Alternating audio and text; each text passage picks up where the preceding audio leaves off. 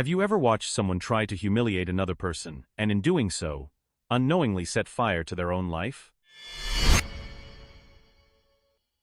Because that is exactly what happened on one cold Chicago evening, inside one of the most glamorous ballrooms in the city. 400 of the most powerful, wealthy, and well-dressed people in Illinois were gathered under crystal chandeliers, sipping vintage wine, and congratulating themselves on being the kind of people who cared about charity. And somewhere in that glittering crowd, a woman in a Chanel gown and diamond earrings was about to make the worst decision of her entire life. She just didn't know it yet.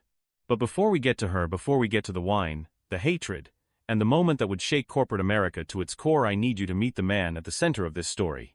Because to understand what happened that night, you first have to understand who Marcus Caldwell really was. And trust me, she had absolutely no idea. Marcus Caldwell did not look like what most people expected a billionaire to look like. That was deliberate. At 42 years old, he had built Caldwell Capital Group from nothing, from a one-room office, a second-hand desk, and a vision that most people told him was too ambitious, too idealistic, and frankly, too much for someone like him. And yet, there he was, ranked by Forbes among the 50 most powerful business leaders in America. A man whose signature could redirect hundreds of millions of dollars with a single stroke of a pen. A man who had sat across from presidents, Nobel laureates, and heads of state and earned their respect not through inheritance or connection, but through work.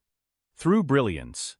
Through an unshakable belief that business could be a tool not just for profit, but for people. His company specialized in something that Wall Street once considered too soft to take seriously: sustainable urban development. Building in communities that had been left behind. Investing in neighborhoods that the rest of the financial world had written off. He funded schools, affordable housing, job training centers, and small business loans in the very areas that decades of inequality had hollowed out. He had built something rare, and he knew it.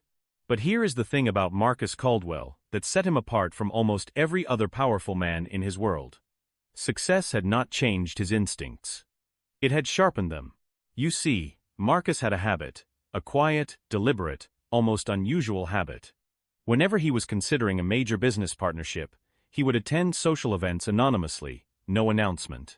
No entourage, no name tag with his title underneath. He would dress simply, blend into the crowd, and watch. He believed deeply, from experience, that the truest measure of a person's character was not how they treated people they needed. It was how they treated people they thought didn't matter.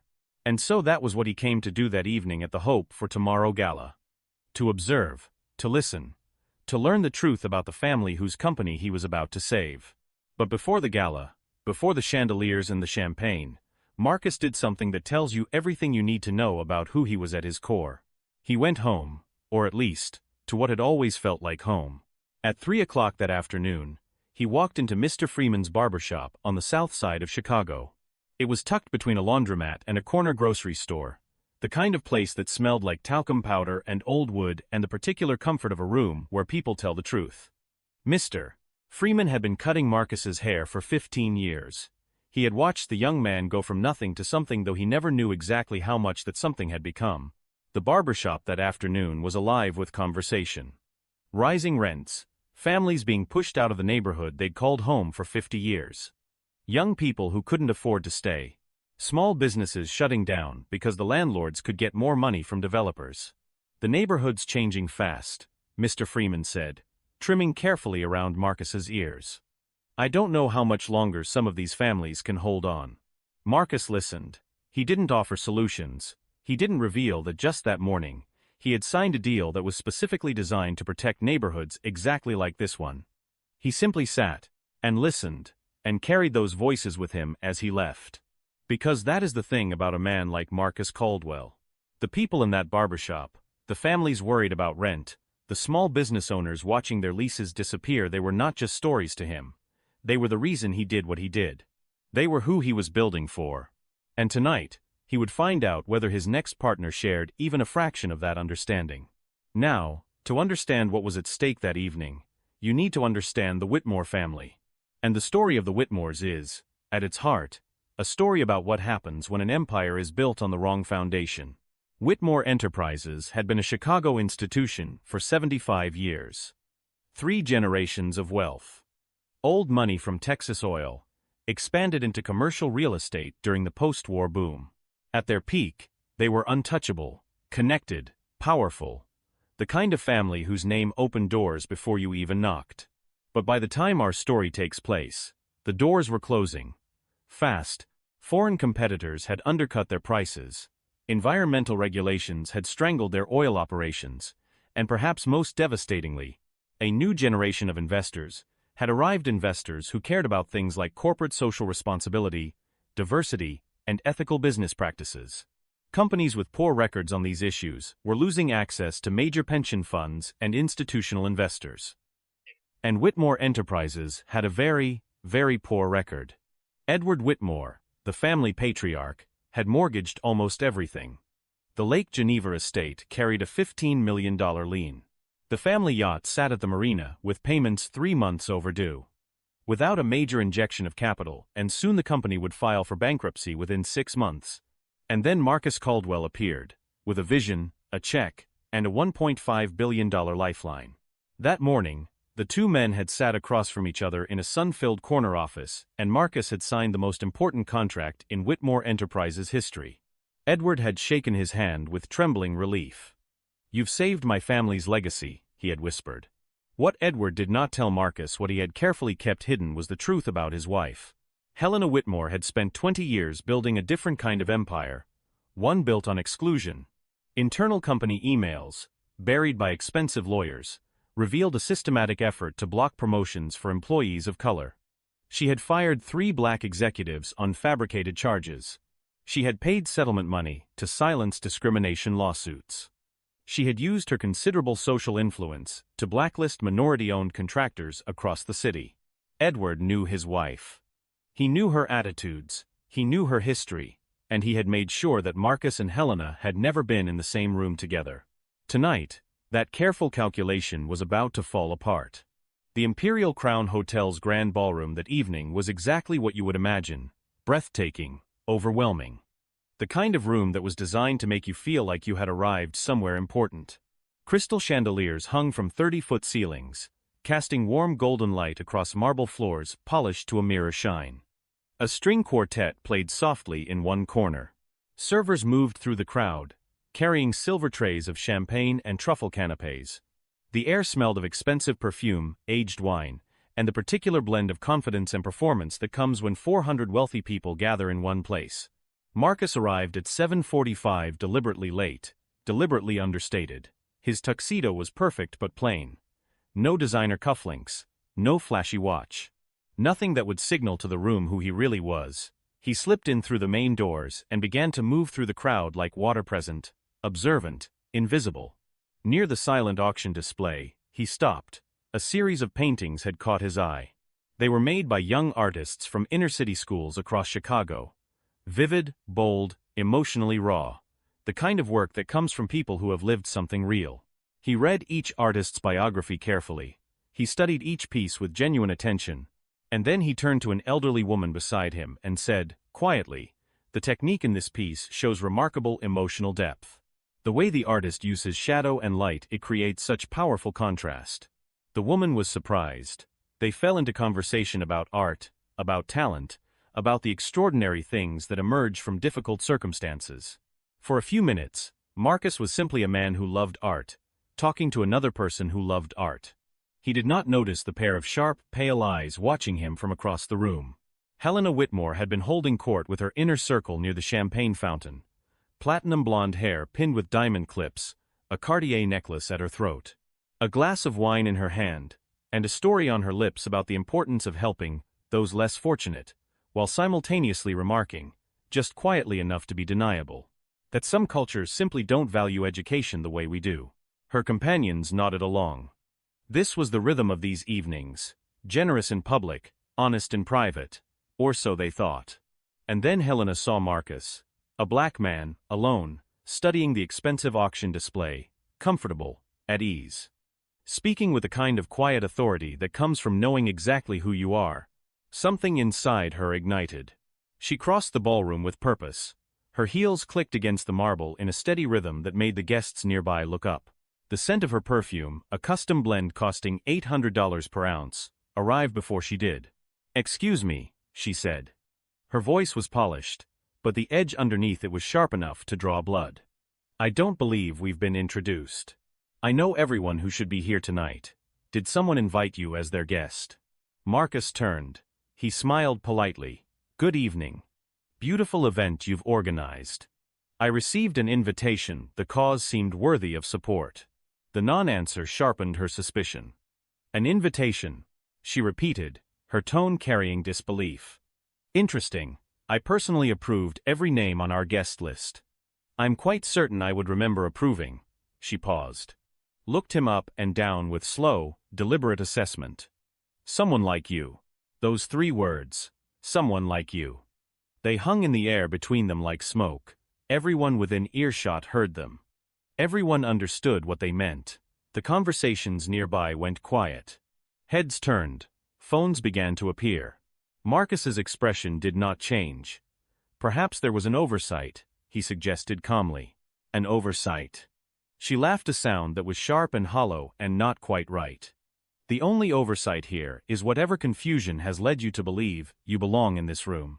She turned to a nearby server, a young black woman carrying a tray of champagne flutes, and said, with the casual cruelty of someone who had practiced it for decades, "Excuse me, dear. Is this man with your catering company? He seems to have wandered away from the kitchen." The server looked frightened. "No, ma'am. I don't know him." Helena turned back with triumph in her eyes. "Just as I thought. Security." Her voice carried across half the ballroom now. "We have someone here who doesn't belong. And this is the moment right here that tells you everything about Marcus Caldwell.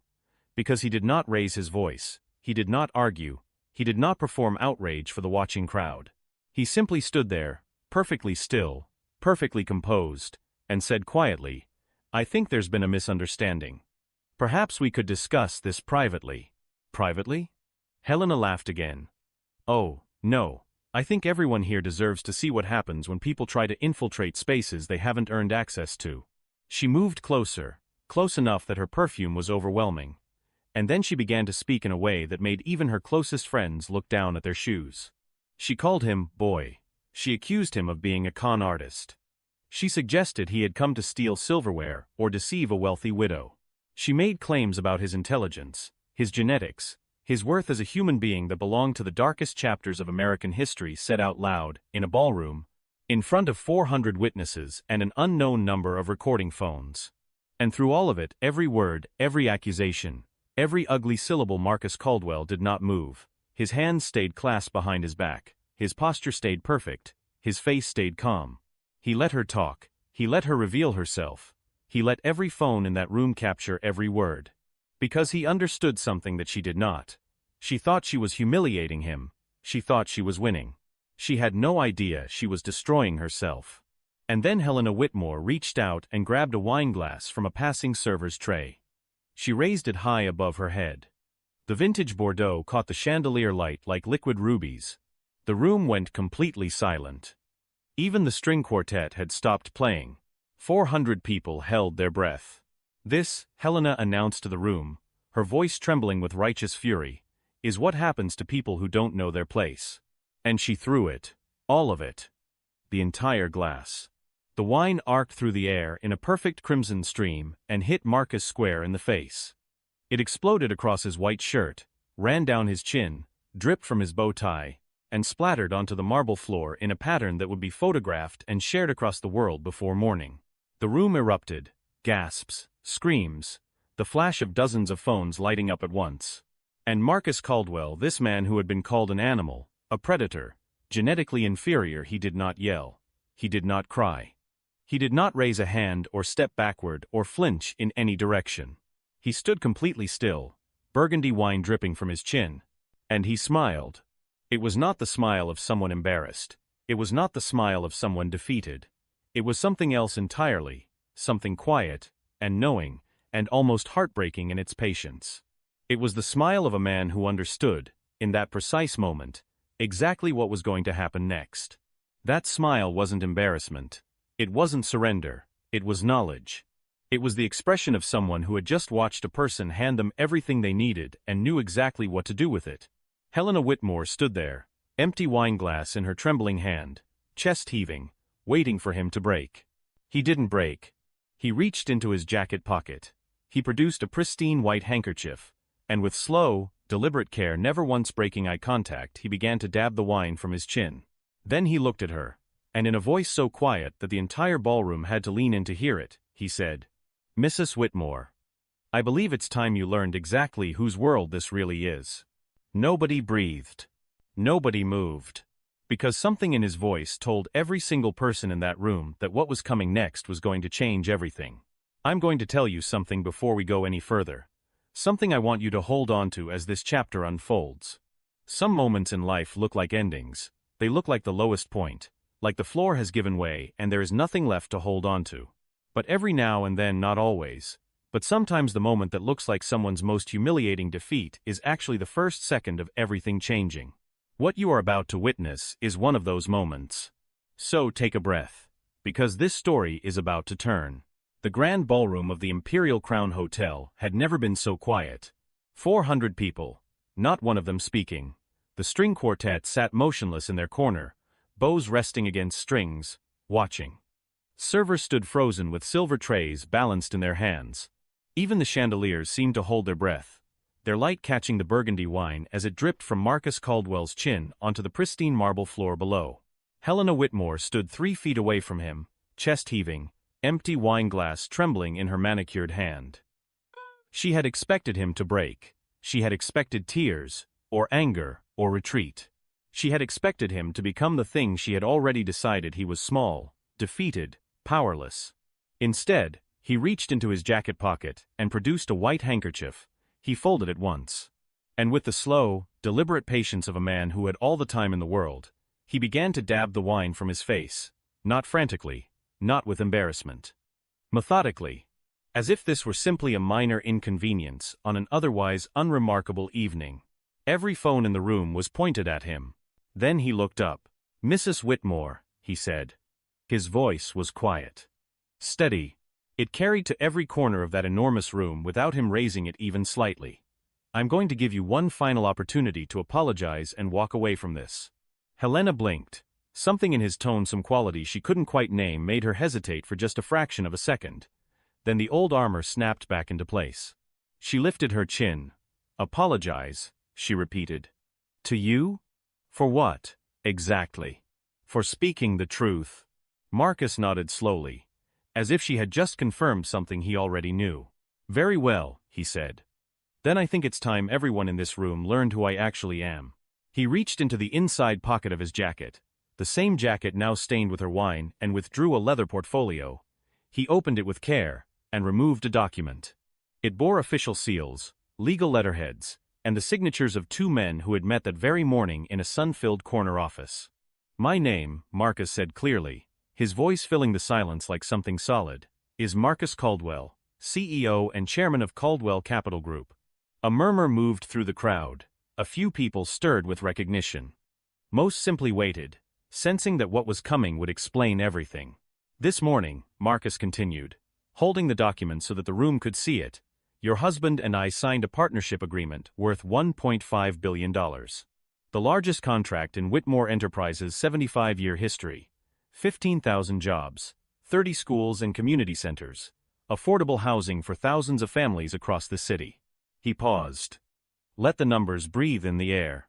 "The project was designed to revitalize the very communities you described tonight as genetically inferior, Mrs. Whitmore. The neighborhoods you believe people like me crawl out of." Then, with perfect, devastating calm, he added, "I said, was designed. Past tense, because as of this moment, I am withdrawing Caldwell Capital Group from all negotiations with Whitmore Enterprises, permanently." The wine glass slipped from Helena Whitmore's fingers. It hit the marble floor and exploded, crystal fragments scattering in every direction, mixing with the red wine already staining the floor. The sound rang out like a gunshot across the silent ballroom. And in that sound, in that single sharp crack of shattering glass, you could hear the sound of a family empire beginning to collapse. For about 3 seconds, nobody moved. Then the ballroom erupted. Not into violence, not into shouting. into the particular chaos of 400 people, all reaching the same conclusion at the same time that they had just witnessed something historic. Phones that had been recording now began uploading. Fingers flew across screens. The word Whitmore started appearing in social media posts within minutes of the glass hitting the floor. Caroline Ashford, one of the city's most prominent socialites, stood nearby with her phone shaking in her hand, watching her footage upload in real time. "Oh my God," she whispered to her husband. "Do you understand what just happened?" He did not answer. He was already on the phone to his financial advisor. Thomas Grantham, Whitmore Enterprises' business partner, pushed through the crowd with panic written across his face. He reached Marcus and grabbed his arm. "Jerome Marcus, please. I am so deeply sorry. This is completely unacceptable. Vivian Helena, she doesn't speak for the company. We can fix this. We can make this right." Marcus looked at him with the measured patience of someone who has already made their decision. "Thomas," he said quietly, "do you honestly believe I can bring my investors into a partnership with a company whose leadership views our target communities as subhuman? Do you think the families we are trying to help would trust us if we did?" Thomas Grantham had no answer for that. Marcus straightened his wine-stained bow tie. He picked up his portfolio. He looked one final time at Helena Whitmore, who stood in the center of the ballroom surrounded by shattered glass and shattered dignity, mascara beginning to run down her cheeks. He did not gloat. He did not raise his voice. He simply said, for the last time, "Mrs. Whitmore, you asked me earlier if I understood my place. I hope tonight has helped clarify yours." And then Marcus Caldwell walked out of that ballroom, wine-stained, unhurried, unbroken. Behind him, Helena Whitmore collapsed into a chair. Around her, the world she had spent 20 years building began to come apart thread by thread, post by post, share by share at a speed that no lawyer could stop and no settlement could silence. Because this time, the whole world was watching. Edward Whitmore received the call at 10:15 that night. He was already in bed, quietly dreaming of the press release he planned to send in the morning, the one announcing the greatest business partnership in his company's history. His business manager's voice on the phone was barely steady. "Edward, you need to look at the internet. Right now, it's about Helena." He scrolled. And scrolled. And scrolled. Video after video. Every angle. Crystal clear footage of his wife throwing wine at the man who had saved his company that very morning. Her voice sharp and unmistakable as she called Marcus Caldwell an animal, genetically inferior, a predator, a boy. Comment sections filled faster than anyone could read them. News networks interrupted their regular programming. By midnight, the story had been picked up internationally. By 2 in the morning, the BBC had it on their front page. "My God, Helena," Edward whispered to an empty room, pressing a hand to his chest as the first pains of cardiac stress began to radiate down his arm. "What have you done?" The New York Stock Exchange opened the following morning and delivered its verdict without mercy. Whitmore Enterprises stock had closed the previous day at $47 per share. Within the first hour of trading, it had fallen to $8. By mid-morning, it had been halted entirely, down 83% on trading volume, 20 times the normal rate. Financial analysts called it one of the fastest single-day corporate collapses in American stock market history. The dominoes fell with breathtaking speed. Meridian Bank, holding $800 million in Whitmore debt, filed emergency motions for asset seizure before noon. Construction projects worth $2 billion halted immediately as contractors demanded payment guarantees that no longer existed. Credit agencies placed the company on immediate downgrade watch. Within 48 hours, several senior executives had submitted resignation letters, unwilling to attach their names to the wreckage. The Lake Geneva estate, Helena's crown jewel, the place she had hosted governors and celebrities and charity galas of her own, had a foreclosure notice taped to its front gate by Thursday morning. Photographers were waiting when it arrived. The image went around the world. The family yacht was seized and sold at auction. The art collection was inventoried by creditors. Private school tuition for their daughters went unpaid. Everything that Helena Whitmore had believed made her untouchable turned out to be extraordinarily, terrifyingly fragile. It had taken 75 years to build the Whitmore empire. It took 15 minutes of hatred to bring it down. On the third day after the gala, FBI agents arrived at Whitmore Enterprises headquarters with search warrants. They carried boxes of documents out of the building while shell-shocked employees watched from the windows. The investigation, triggered by discrimination complaints filed by Marcus's legal team, would uncover a decades-long pattern of exclusion: the blocked promotions, the fabricated firings, the silenced lawsuits, all of it surfacing at last into the unforgiving light. Helena Whitmore was arrested at 4:17 in the afternoon, in the circular driveway of her Lake Geneva estate. She was wearing a designer dress and diamond earrings. She was placed in handcuffs by FBI Special Agent Maria Santos, who read her rights to her in a calm professional voice while photographers captured every angle. The footage became one of the most widely shared images of that entire year. The charges were serious: assault with hate crime enhancements, violation of civil rights under federal statute, conspiracy to commit discrimination. Legal experts estimated a potential sentence of 15 years in federal prison. The case was assigned to federal court judge Patricia Green, the first black woman appointed to the Northern District Bench in the history of the state. The irony was not lost on anyone. During arraignment, Helena's attorney attempted to argue that his client had been temporarily impaired by alcohol and overwhelmed by social pressure. Judge Green looked at him for a long moment before she responded. "Counselor," she said, "racism is not a mental illness. It is a choice, and choices have consequences." Bail was set at $5 million. The Whitmore family no longer had $5 million. Helena spent her first night in federal detention. Edward Whitmore, meanwhile, suffered a massive heart attack on the third day of the crisis. He survived, but his recovery consumed what little remained of his personal assets, leaving him dependent on the very public health programs his family had spent years opposing as government overreach. The civil lawsuit filed by Marcus's legal team sought $200 million in damages. Given the video evidence clear, comprehensive, captured from 30 different angles, legal experts gave the defense almost no chance. Helena eventually pleaded guilty. The settlement was reached.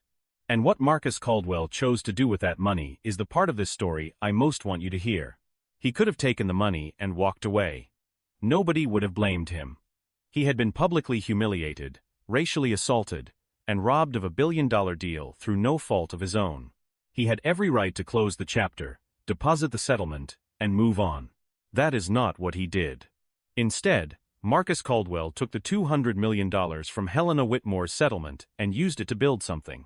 The Caldwell Center for Dignity and Justice opened its doors on the ground floor of the building that had once housed Whitmore Enterprises headquarters. Where discriminatory practices had once been carefully managed and buried, a new institution took root, one dedicated to the communities that the Whitmore family had spent generations excluding. 500 scholarships were created for students from Chicago's most underserved neighborhoods. 200 minority-owned businesses received startup loans and mentorship. Affordable housing projects broke ground in areas that corporate developers had written off for decades. Job training centers opened across the south and west sides of the city. And in Mr. Freeman's neighborhood, the one where Marcus had sat in a barber's chair just hours before the gala, listening to stories of families being pushed out, new protections went into place that made displacement significantly harder for predatory developers to achieve. The irony was profound, and Marcus felt it every single day. Helena Whitmore's hatred had inadvertently funded the dreams she had spent her entire life trying to destroy. One afternoon, not long after the center opened, a 17-year-old girl named Zara Mitchell approached Marcus with a rolled-up set of architectural drawings under her arm. She had designed a community center for her neighborhood: clean lines, sustainable materials, open spaces for learning and gathering and celebration. Her scholarship, funded by the settlement money, had given her the tools. Her own brilliance had done the rest. Marcus studied her drawings carefully. He looked up at her with something close to wonder. "This is exceptional work, Zara," he told her. "MIT is going to be very lucky to have you." He stood there for a moment after she walked away, looking at those drawings, thinking about Mr. Freeman's barbershop, thinking about all the voices he had carried with him into that ballroom. And he thought, this is what it was all for. Time has a way of revealing character more completely than any single event ever can. So let me tell you where each person in this story eventually landed. Helena Whitmore served her federal sentence. Prison changed her in ways that no amount of therapy or charity work or country club dinners ever could have. She shared meals with women whose children attended schools funded by her own settlement money. She worked alongside people she had once considered beneath her, learning their names, their stories, the texture of lives she had spent decades dismissing. It was not comfortable, it was not easy. It was, by all accounts, the most honest education of her life. After her release, she completed thousands of hours of court-mandated community service at a literacy center on Chicago's West Side. She taught reading to adults who had been let down by the same systems she had once worked to protect. She never became a symbol of redemption. The wound she had caused ran too deep for that. But she became, at least, a person who understood the cost of what she had done. And in a quiet way, in a small room with a whiteboard and a group of people who deserved better, she began trying to pay some of it back. Edward Whitmore, stripped of his company and his fortune, found an unexpected second chapter. He took a position teaching business ethics at Chicago Community College night classes, mostly for working adults trying to build something better. He used his family's story as his central case study. Every semester, new students would sit in the dark and watch the video footage from the Imperial Crown Hotel ballroom, and Edward would stand at the front of the room and say, "The moment the wine hit that man's shirt was not the beginning of our destruction. It was simply the moment the world finally saw what we had always been. The destruction began long before that, the first time we chose exclusion over integrity. The first time we buried a lawsuit instead of changing our behavior. The night that ballroom showed you everything was not an aberration. It was a culmination."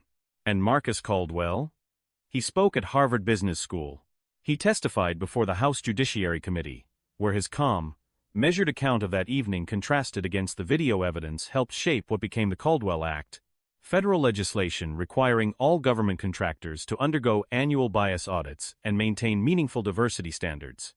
He accepted humanitarian awards and addressed global forums on the relationship between dignity and strategy, on how the way you respond to hatred can shape not just your own future, but the futures of thousands of people you will never meet. He still goes to Mr. Freeman's barbershop. Same chair, same conversation, except now, when Mr. Freeman talks about families staying in the neighborhood, he's talking about families who actually can. I want to step back for just a moment. Away from the courtrooms and the stock tickers and the arrest footage. Away from the headlines and the hashtags and the policy changes. I want to talk about what this story is actually about. Because on the surface, it looks like a story about justice. A powerful woman brought low by her own cruelty. A good man vindicated by circumstance and revelation. Karma arriving on schedule for once, served dramatically and publicly in a room full of witnesses. And yes, it is that. But it is also something more. It is a story about a choice. One choice, made in a single moment, by a man with wine dripping from his chin and 400 phones pointed at his face. A moment when everything in him, every human instinct, every justified impulse could have pushed him toward anger, toward explosion, toward the kind of response that would have been completely understandable and completely destructive. He chose something else. He chose to be still. He chose to let the truth do what anger never could. He chose, in that impossible moment, to be the most dignified person in the room. And that choice, that single, quiet, extraordinary choice, redirected $1.5 billion from a family that had used wealth to exclude into communities that had spent generations being excluded. It created scholarships and housing and businesses, and futures for thousands of people who never set foot in that ballroom, never saw that footage, never knew the name Helena Whitmore. They just know that something changed, that someone fought for them not with anger, but with grace, not with a weapon, but with a smile. One glass of wine, 15 minutes of hatred, and one man's decision to respond not with what he felt, but with what he knew. That is the whole story. And it raises a question that I think is worth really sitting with after you close this video. Because we all face moments like this. Not always in ballrooms. Not always in front of 400 people. Sometimes it's in a meeting room, or a parking lot, or a family dinner, or a comment section. Someone shows you their worst. And in that moment, you have a choice about what to show them back. Marcus Caldwell showed us one way to answer that question. He showed us that dignity is not the absence of strength, it is the fullest expression of it. That the most powerful thing you can do when someone tries to reduce you to nothing is to refuse. Simply, quietly, completely refuse. And then build something so extraordinary with what follows that even the person who tried to destroy you ends up funding the dream. If this story moved you, if any part of it stayed with you, share it with someone who needs it today. Because somewhere out there, Someone is standing in their own ballroom, facing their own glass of wine, trying to decide how to respond. Maybe this story will help them choose grace.